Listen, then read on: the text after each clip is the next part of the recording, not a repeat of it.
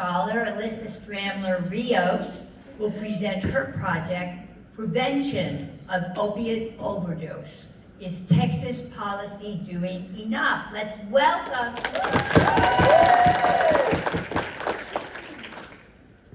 All right, well, as she said, my name's Alissa, and I'm going to be talking about Texas policy and opioid overdose. Just a little background. Everybody knows we have an opioid epidemic. How do we get here? Why are we even doing something? Why does this have to be in the policy area?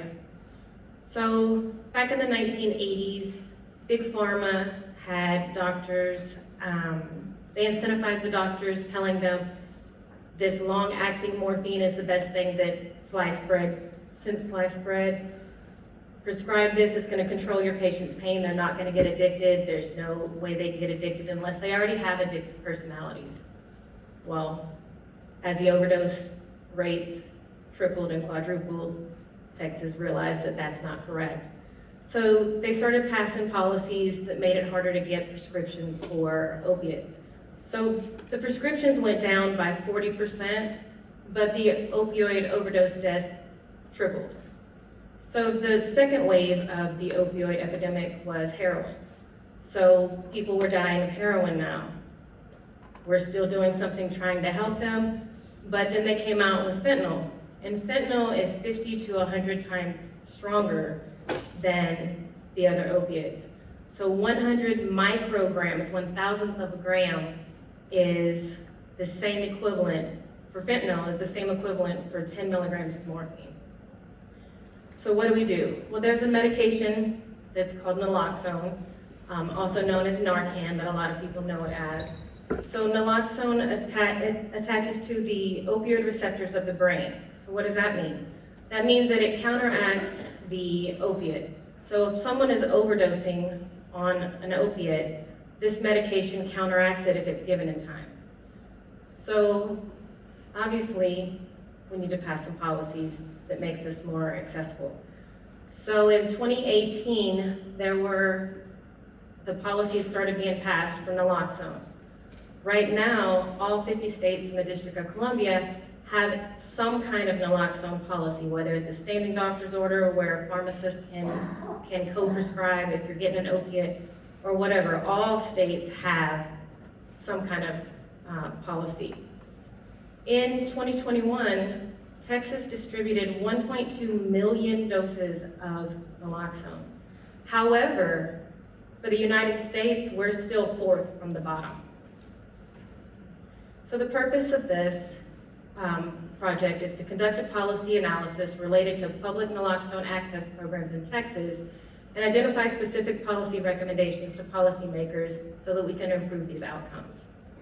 My design was the CDC Polaris policy analysis, and I focused on the first three domains, which was problem identification, policy analysis, and strategy. So my ethical considerations, I didn't have to go into any boards, I didn't actually have patients or research, but I did have to follow the American Nurse Association Code of Ethics. So I met with different healthcare providers, policymakers, pharmacists.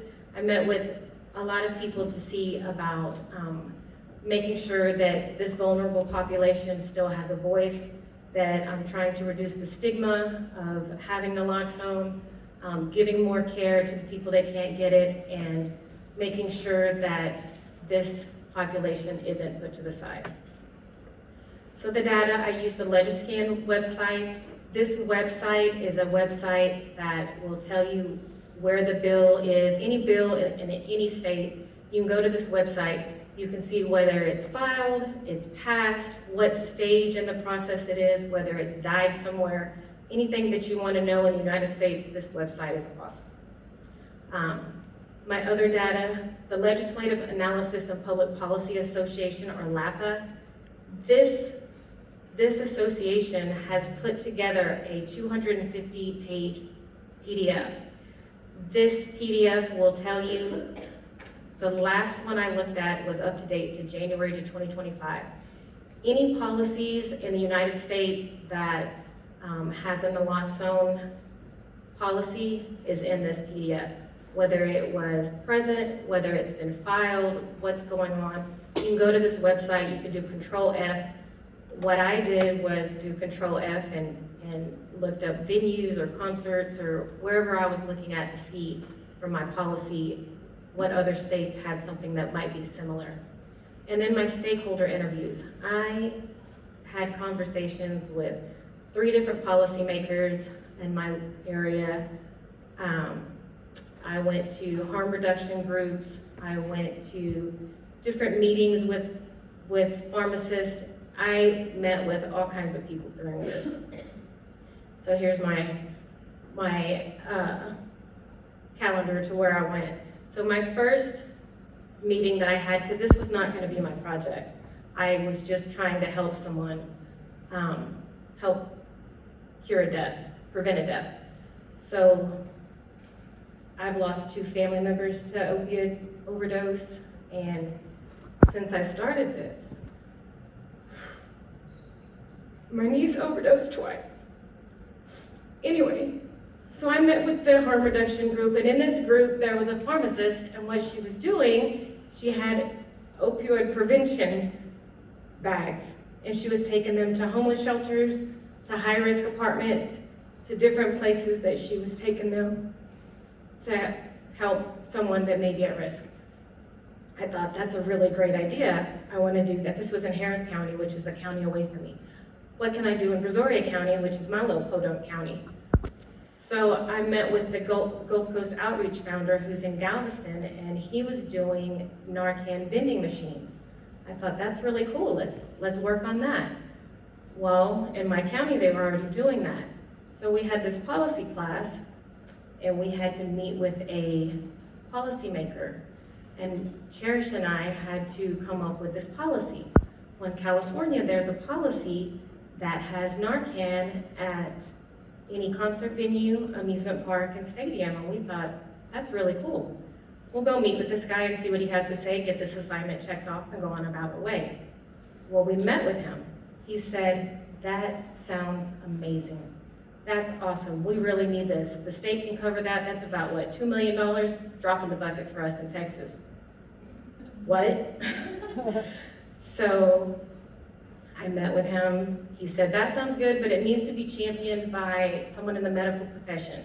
So let me give you a list of some people that it may come better when we present that to the committees. It will sound better coming from them.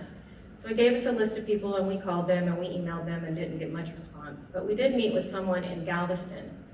And the representative from Galveston County was not for our policy.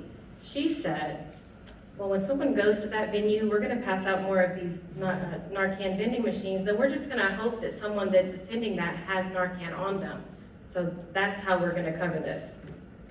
So Cherish and I looked at each other like, cool, we'll move on. So 6 months after we sent these emails out, I get a phone call in November of 2024 from a House representative from Harris County. And they said, are you still wanting to meet? I said, sure. When can we meet? They were like, this was on a Monday. On Wednesday we can meet. I was like, what? I had all my ducks in a row in May, but in October, November, I don't have my ducks in a row anymore. So I called the Texas Nurse Practitioners Government Affairs person, Aaron Cusack. I called the Texas Nurse Association Government Affairs person, Jack Frazee, and I said, what do I say? What do I stay away from? Because I know the political climate is shady, not shady, but you have to step very cautiously. And they told me, you know, everything to say and what not to say. And that was great. So I met with him, and he said, and he's an anesthesiologist, and he said, this sounds great. Let's change it up a little bit. Anywhere that there's an automated external defibrillator or an AED, let's push it there. I said, that sounds great. That's wonderful. It's going to decrease the stigma of having Narcan. Well, when I met with his chief of staff in Texas, there's not very many places that require that. It's nursing facilities, dental offices, or swimming pools. I said, well, that's not going to be very helpful. And his chief of staff said, yeah, I agree. So we tweaked it a little bit more and we said, let's do anywhere that holds more than 1,000 people. And we said, that sounds good. So this was my 3 policies that we just came up with, and I told you how we got there. The opiate antagonist at the stadiums and the concerts and the amusement parks where they have AEDs, or a venue that holds greater than 1,000 people. So I took those 3 policies and compared them with each other on these 3 different areas. It was public health, feasibility, and economic and budgetary impact. I used the CDC's policy analysis worksheet to compare them against each other, and the findings was policy 1, which was the stadiums, concert venues, and amusement parks. It was a very high health impact, moderate feasibility, because I've already talked to 2 that are for it and 1 that are not, so getting it passed is going to be questionable. And then for the economic and budgetary impact, it's not going to be that costful to the venues, because you only have to pay for this every 3 to 4 years. The shelf life, they just extended to 3 to 4 years. And so yes, it may be a little bit in the beginning, but Narcan is between $50 and $100. And if you're charging $300 and $400 per person for these venues, there should be no problem to cover that.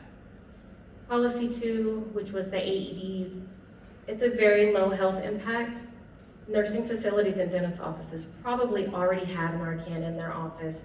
The only people that would it cover would be people at swimming pools. So it was pretty low as far as public health impact. High feasibility, I doubt that we'd have problems passing that if we actually put that in front of the legislation. And then that low budgetary impact, it's still going to be not very costly to them every 3 to 4 years. Then the last one was the venues that hold greater than 1,000 people. It's again high public health impact, probably the hardest feasibility, because you're going to have to see how many places hold greater than 1,000 people. And I don't know how hard that would be to pass, because you have church events also that hold greater than 1,000 people. Economic and budgetary impact, again, it's only going to cost them every 3 to 4 years. So my discussion, there are bills that are being passed right now. Last year, there were 7 bills that were passed related to fentanyl or opioids, or opioid overdoses. Those bills were related, like I said when Cindy was talking, they are related to the children, fentanyl education. There's a fentanyl education month in schools, I think in October, that they have to recognize. And the ages, the grades from schools that are grades 6 to 12 have to have Narcan on their property with people that are educated to use it. There was a slight overdose death decrease, like our percentage went down by 10% last year, so something's working. We just need to see what it is, but it's, even though it went down 10%, it's still very high. We still had over 100,000 deaths last year. So the implication, people who are seeing this, emergency room nurses, addiction nurses, advanced practice nurses, it's up to us to be the front line for our patients and for our public health, and to push these bills forward so that we can save our people. So some limitations. It's hard to find whether or not these bills in other states, I had a very hard time finding whether these bills were effective in other states. The data is just not there for us to look at, to see, so that was very hard. Yes, there's things that are working, but what's working? So it's hard to differentiate which ones are working. The bills that are being passed on naloxone, that's only been the last 5 years, so it's hard to compare a lot because it's all still new to us. It's all still new to all of the United States because we're still in the baby steps of processing this. In my interviews, because I wanted honest answers from my legislators, none of my interviews were recorded. I didn't take strenuous notes. I wanted them to be honest and off the record. I did keep them confidential. I put district blah, blah, blah, rather than this is the person I was speaking to. So that was a limitation too, because my data was coming from my memory of those interviews. So in conclusion, now is the great time to push some bills because it's on the legislation's, it's on their board. They see this is happening. They pushed some bills last year. We just need to get more bills passed.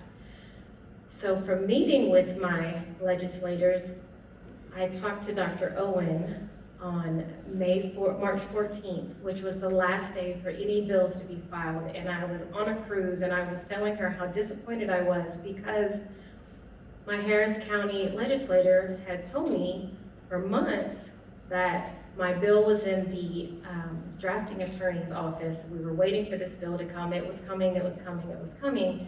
But on March 14th, it was not filed. So the session's over, the last day that it could be submitted is over, and I'm typing it in, and I check every single day. I go to Legiscan and I check every single day. And I pulled it out, and I'm yelling at my computer, and I'm yelling at my computer, and my husband's laying in bed, and he's like, "What is wrong with you?" And I'm like, "My bill is filed, it's filed, oh my God." And he was not as excited as I was. But I was super excited. When I did this PowerPoint, it was March 30th, and my bill was just filed. Well, I checked it today a few minutes ago, and it has been moved to the Public Health Committee, so it's actually moved somewhere today. So I'm excited about that. But the original plan that Cherish and I suggested was what was filed, and it wasn't filed by the legislator who told us it would be filed. It was filed by the original legislator that we met with. So I've learned a lot about policy, a lot that I don't know the back end of it, and I don't know why it was moved to one person to the other, but it was. So I would like to acknowledge my advisor, Dr. Owen, Catherine O'Neill Harris, she's a policy analyst at Baker Institute at Rice. Dr. Green, who I never thought that I would want to acknowledge, but I ended up loving her and I appreciate her so much. I also called her before I had this meeting. I didn't mention that, but I did. The District 25 Texas House representative that filed my bill, I need to give him some acknowledgement. My family has been changed.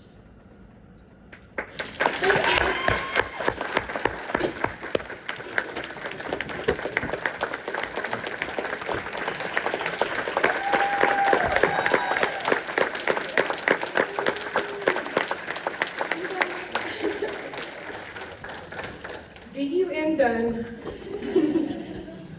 Wow, that was excellent work, presented so articulately. Oh, I see you, Stacey.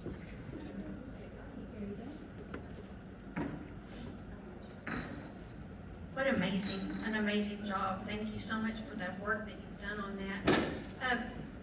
So will you please keep us updated for how it's moving in legislation, because I definitely want to go on, when I'm notified, I want to go and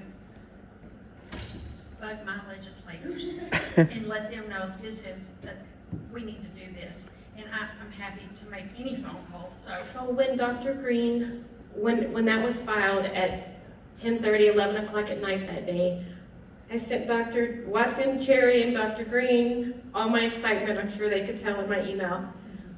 Dr. Green said I need someone to testify in front of the legislation that maybe has been in one of those situations. And I actually talked to someone last week who, her best friend overdosed at a Tim McGraw concert, and she lived. And they did CPR, they did everything in that concert, so she will be willing to testify for me also to tug at the heartstrings of these people and see how that second chance, she's changed her life, she's sober. So I did find someone that will actually testify, and I have someone else that will testify that, yes, this is the places I went, this is where I used, I'm sober now, but yes, we absolutely need this. So I do have some kind of help, so. Let us know whenever they testify, maybe we can go and support them. Absolutely. Thank you. I just want to tell you that I really appreciate witnessing your persistence and showing everyone that nurses can actually make a difference and going out there and being brave. And I just want to acknowledge you for that. That was amazing. You've done amazing work, and I'm very proud. Thank you.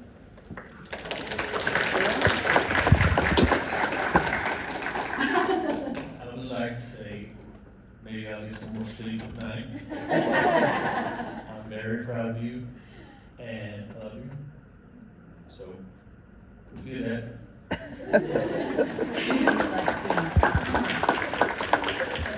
Alissa, this is Dr. Green. Can you hear me? We can. I am so proud of you, and I think this is a perfect example. We often have our doctoral students say, well, I didn't know I could do a policy analysis.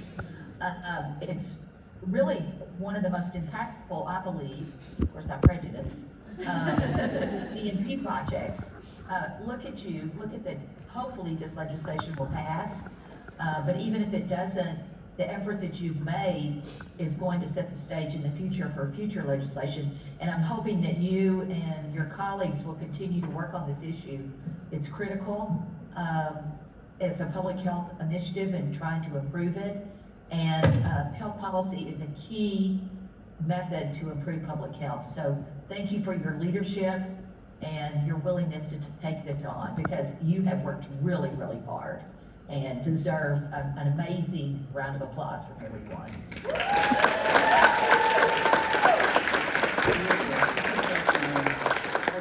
I am so proud of the journey that you went through. I think that when we were talking about methods, that journey from one stakeholder to the next was incredible. And I think that even where we landed with that bill at being filed by Cody was that your conversations were not casual. They were intense, super informed. You were bringing them not only the latest information, patient experiences, your personal experiences, the experiences of the group that you spoke to the week before. It was incredible. It was a knowledge explosion the entire time, such passion. And I loved seeing how from Brazoria there was no place too far for you to go. You were everywhere and at a moment's notice, but with just a delight and pleasure to work on this project with you.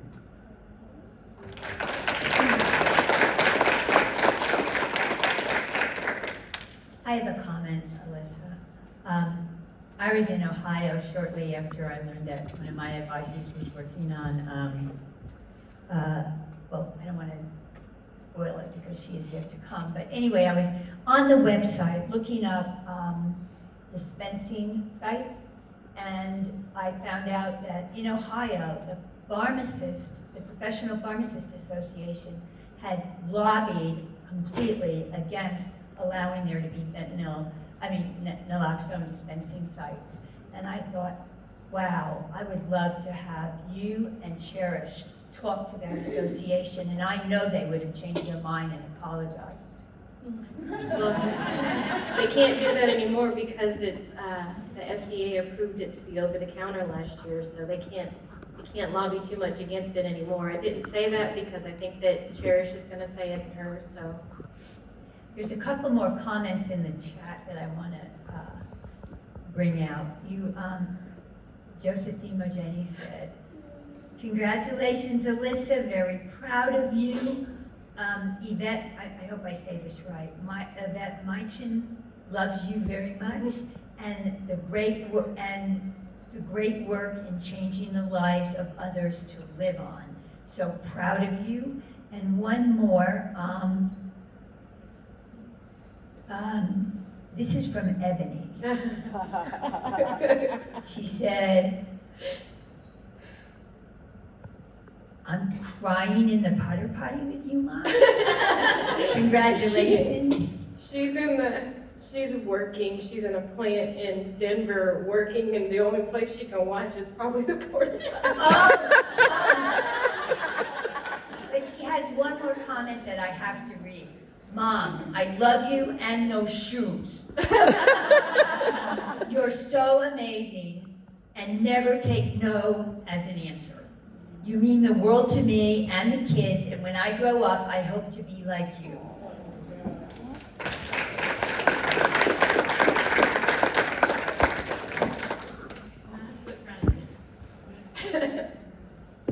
So, the other day you were talking about how when we first started this program, you walked in and you were like, what the heck am I doing here?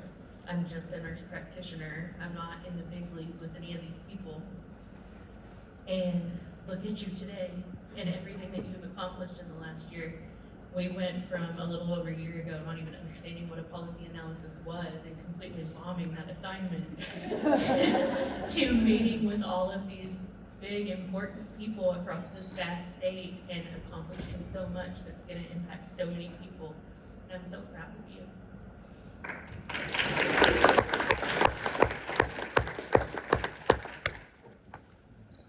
Oh, there's something in the chat. I'm getting the message. Josephine Virginia wants to come on. Oh, please. They can just hop off. I put in the chat that they can just hop off. If you'll just tell her this time. Josie, you're on.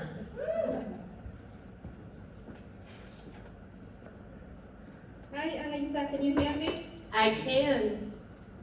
I just wanted to say congratulations for your project, and I wanted to say that it's through your project that I was able to learn that I can get Narcan in my office, and broadly I can say that we have some in the office now, and I learned that from your project, and I wanted to say thank you for your project. This is much needed, and drug overdose is something we can't run away from.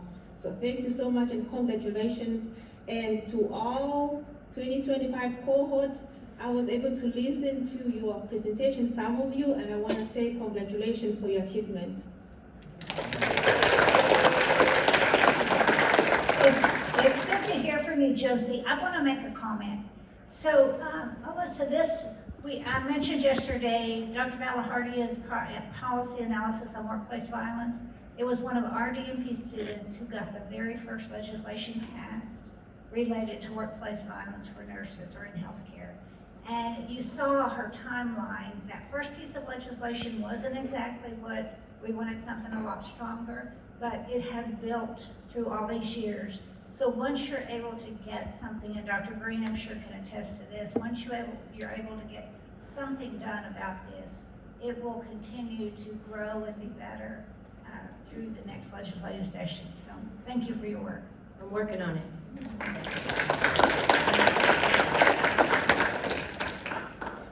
Dr. Owen, I don't know if you can see, but you're almost on. I'm here. All right. You're ready? All right, my turn to introduce. I'm delighted to introduce Dr. Alissa Strambler-Rios.